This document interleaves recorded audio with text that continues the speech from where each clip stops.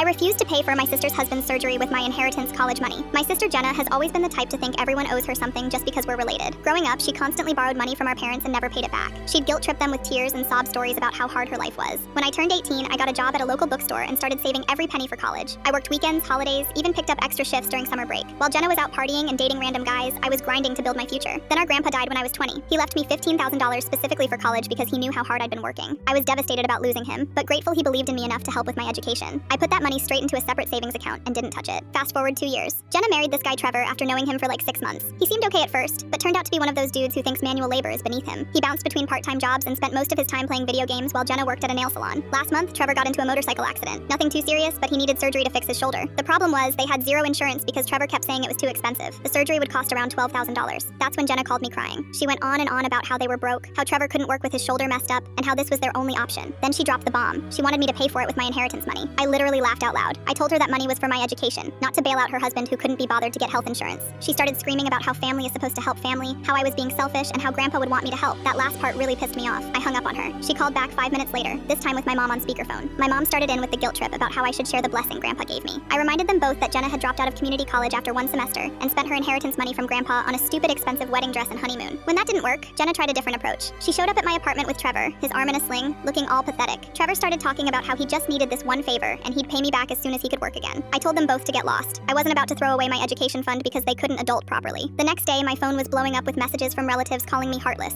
Apparently, Jenna had been telling everyone I was refusing to help Trevor when he was in pain and couldn't afford surgery. What she didn't mention was that Trevor's parents have money, like serious money. His dad owns 3 car dealerships, but Trevor was too proud to ask them for help because they'd already told him he needed to get his life together. So instead of swallowing his pride and asking his wealthy parents, he wanted me to sacrifice my future. The whole thing was insane. I ended up blocking Jenna's number and most of my relatives. Trevor eventually got his surgery after his parents found out what was really going on and paid for it themselves.